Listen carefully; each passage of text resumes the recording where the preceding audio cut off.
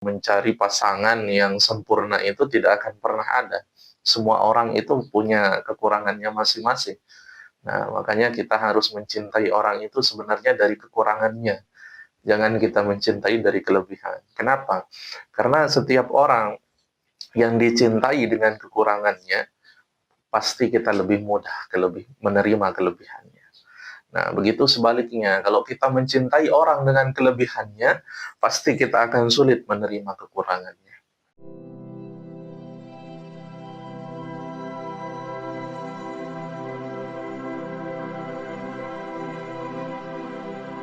Oke, Ustaz. Pertanyaan pertama, Niki, masalah nikah. Apa sih nikah itu? Banyak yang tidak tahu apa itu nikah. Kalau kawin kan semua mengenal kawin. Binatang, tumbuhan juga ada proses kawin. Nah, sementara nikah itu kan hanya istilah buat manusia. Nah, jadi apa itu nikah? Dan mengapa manusia harus menikah? Jadi kalau kita bertanya apa itu nikah ya, Oke. kan biasanya orang itu membedakan nikah sama kawin ya. Kalau kawin itu istilah untuk binatang pun bisa. Manusia Tapi juga bisa. iya, tetapi untuk nikah ini kan, nikah itu sebenarnya menurut bahasa ad-domu wal jam'u kalau di dalam kitab itu. Artinya bersama atau berkumpul sebenarnya. Sedangkan menurut istilahnya itu, nikah itu adalah suatu prosesi yang dilakukan. Nah, kemudian prosesi itu ada namanya akad, ada namanya wali, ada namanya mempelai, laki-laki ataupun perempuan. Nah, kemudian kenapa nikah dengan kawin itu dibedakan? Karena sesungguhnya kalau nikah itu harus melalui prosesi seperti yang saya sebutkan tadi. Nah, kalau kawin itu mungkin hanya berhubungan badan saja, kan bisa diartikan seperti itu. Nah, jadi nikah itu adalah suatu yang sangat sakral, yang dimana bentuk daripada pernikahan itu supaya manusia itu tidak terlihat seperti binatang atau lain sebagainya. Nah, sehingga di dalam Islam itu disyariatkan menikah, ataupun di dalam agama-agama lain itu menikah. Nah, jadi seperti itu pengertian dan rincinya. Ya. Jadi yang kedua, kenapa manusia itu perlu menikah terkait dengan tadi yang dikatakan Ustadz itu biar manusia itu tidak seperti binatang atau tidak sama dengan binatang untuk memperoleh keturunan. Yang jelas puncak dari suatu hubungan itu berarti menikah, Ustaz ya. Kalau dengan lawan jenis, tapi jangan nanti menikah itu untuk sesama jenis kan tidak dibolehkan. Terus apakah cinta itu penting dalam pernikahan? Karena saya melihat di sini orang yang menikah itu kadang tidak ada unsur cinta. Ada yang menikah tanpa cinta begitu Ustaz, dijodohkan dan lain sebagainya begitu. Nah, bagaimana menurut pandangan Ustaz? Apakah cinta itu sangat penting dalam pernikahan? Ya, jadi terkait dengan pertanyaan tadi yang pertama ya, kita bahas dulu sebelum kita membahas apakah cinta itu penting di dalam pernikahan. Jadi kita bahas sedikit dulu. Jadi salah satu syarat pernikahan itu ada mempelai laki-laki dan mempelai perempuan. Sehingga ketika ada yang kita jumpai sekarang, orang yang LGBT itu, atau orang yang pernikahan sesama jenis itu, dulu saya mikirnya begini. Waktu saya pertama kali membaca syarat-syarat nikah ini di dalam kitab, syaratnya harus ada pengantin laki-laki, pengantin perempuan.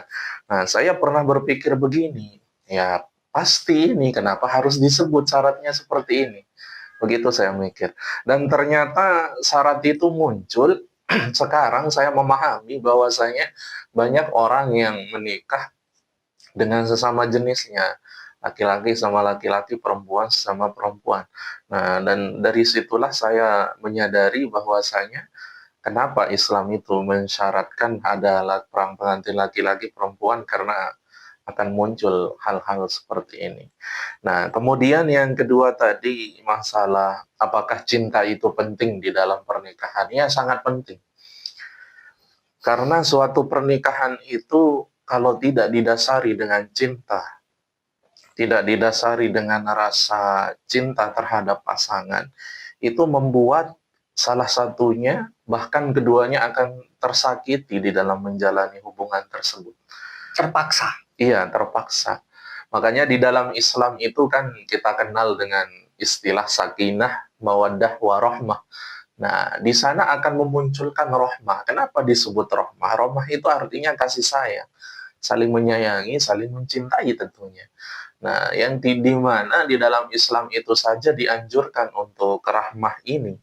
Nah, terus bagaimana orang yang bisa menikah kalau tidak saling mencintai? Jadi di dalam Islam itu kan makanya hukum pernikahan itu dibagi menjadi beberapa bagian. Ada yang haram, ada yang mubah, ada yang sunnah, ada yang makruh. Nah, jadi kapan pernikahan itu diharamkan oleh agama? Jika ada seseorang yang menikah, kemudian tujuannya menikah itu hanya untuk sekedar senang-senang, atau merasakan perempuan kemudian diceraikan, itu haram. Atau dia itu nikahnya itu cuma sekedar untuk menyakiti perempuan, pasangannya, maka di sana hukum nikah itu haram. Nah, makanya pernikahan yang paling baik itu adalah yang didasari dengan rasa cinta. Karena rasa cinta itu adalah suatu rahmat dari Allah, bentuk kasih sayang Allah Subhanahu wa taala. Makanya misteri cinta itu tidak bisa dibuat-buat oleh seseorang. Karena itu datang dari Allah Subhanahu wa taala. Makanya orang banyak mengatakan cinta itu anugerah. Iya benar, anugerah dari Allah. Tidak bisa orang itu menyalahkan kepada siapa dia memberikan cintanya.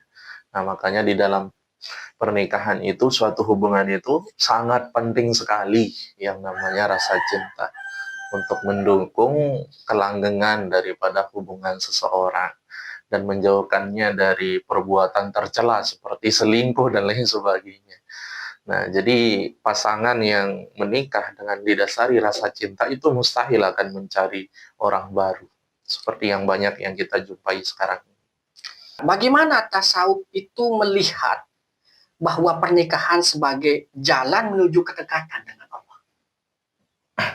Nah, jadi bagaimana pandangan dari ilmu tasawuf bahwasanya pernikahan itu juga termasuk jalan kita itu mendapatkan kedekatan kepada Allah Subhanahu wa taala. Jalan mendekatkan diri lah. Iya.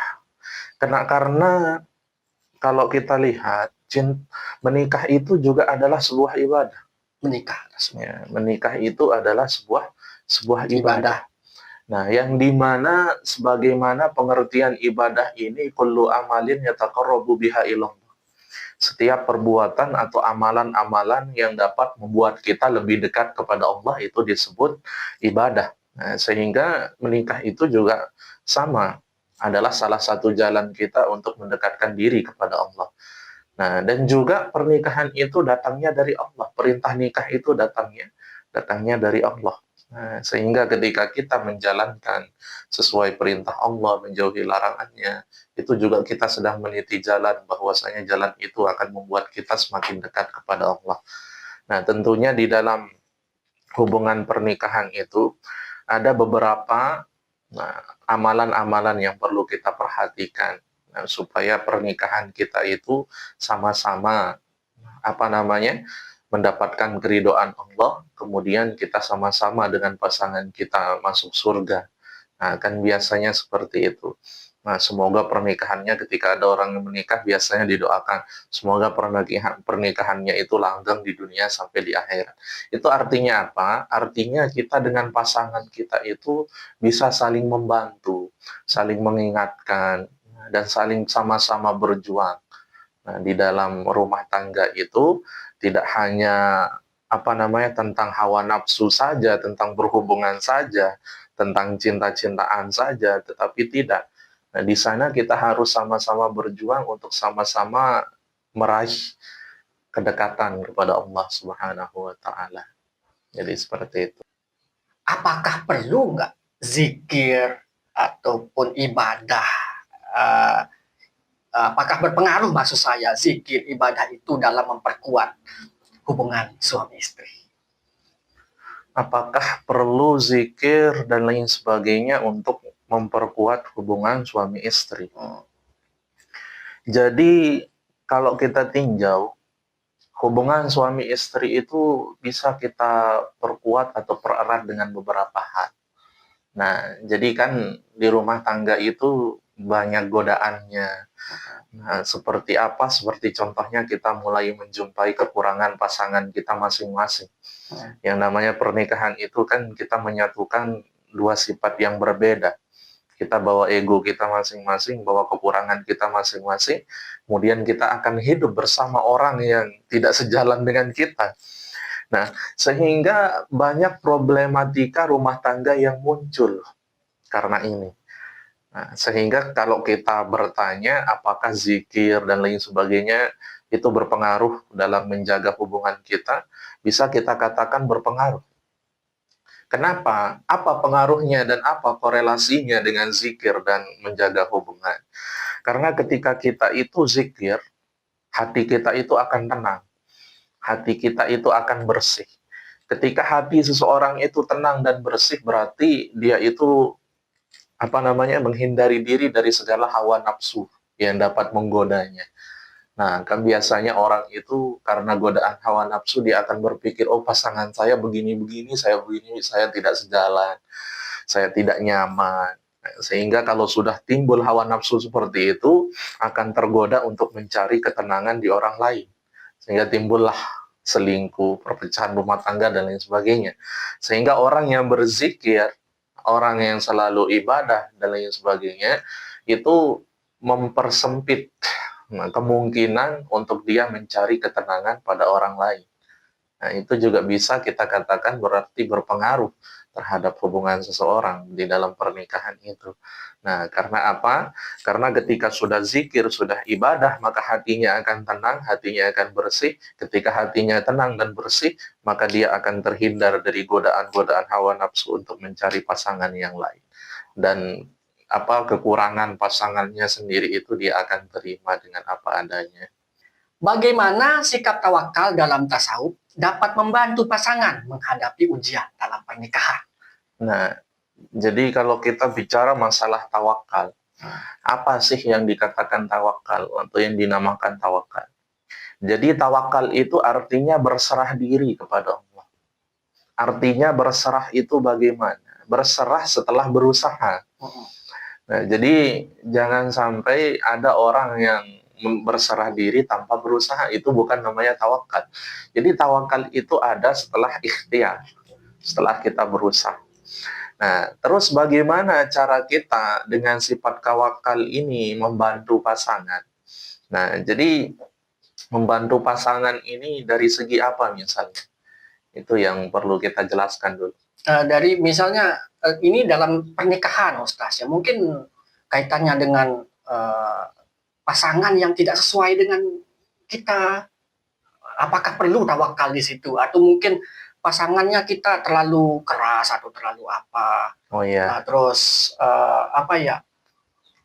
pandangan kita berbeda lah begitu. Nah, jadi seperti yang saya jelaskan tadi sebelum ini, pertanyaan ini, bahwasanya yang namanya pernikahan itu adalah menyatukan dua sifat yang berbeda. Kita membawa kekurangan dan kelebihan kita masing-masing.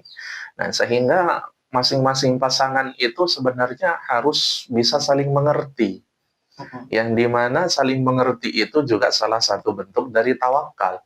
Kita berserah. Pasangan kita seperti ini, kita harus terima. Nah, itu.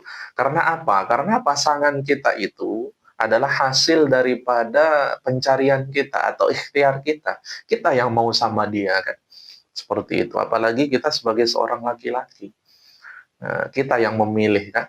Nah, begitulah kalau kita menjadi yang memilih, kita harus memilih yang terbaik menurut kita. Begitu pula yang perempuan, kalau kita jadi orang yang dipilih, kita harus menjadi pilihan terbaik bagi orang yang memilih kita. Jadi seperti itu. Ketika kita sudah mewujudkan hubungan itu, kita sudah berkomitmen untuk di dalam hubungan, jadi nanti suatu hari atau suatu saat kita menjumpai pasangan kita itu ada kekurangan, ada sesuatu yang tidak kita suka pada dia, maka tidak boleh kita melihat kekurangannya saja. Kita harus mencari kelebihannya itu. Nah, karena kalau kita mau mencari pasangan yang sempurna itu tidak akan pernah ada. Semua orang itu punya kekurangannya masing-masing. Nah, makanya kita harus mencintai orang itu sebenarnya dari kekurangannya. Jangan kita mencintai dari kelebihan. Kenapa? Karena setiap orang yang dicintai dengan kekurangannya, pasti kita lebih mudah menerima kelebihannya. Nah, begitu sebaliknya, kalau kita mencintai orang dengan kelebihannya, pasti kita akan sulit menerima kekurangannya. Apakah dengan tawakalnya kita bisa mempengaruhi mentalnya dia begitu untuk menghadapi ujian? Nah, jadi tidak bisa di dalam pasangan itu satu yang bertawakal, satu tidak. Satu tidak, berarti tidak bisa. Atau kita bahasakan istilahnya ridho lah. Nah, ridho atau menerima. Harus dua-duanya itu sama-sama berserah diri kepada Allah Subhanahu wa taala. Nah, jadi artinya apa? Artinya kalau kita bahasakan tawakal itu membantu atau tidak, sangat membantu. Karena apa? Karena seandainya salah satu pasangan ini tidak bersikap tawakal, artinya dia akan memaksa pasangannya untuk berubah. Ya. Dia akan memaksa dan lain sebagainya. Itu karena apa? Karena dia tidak tawakal, dia tidak berserah, dia tidak ridho dengan pasangannya yang seperti itu. Makanya sangat berpengaruh, sangat membantu.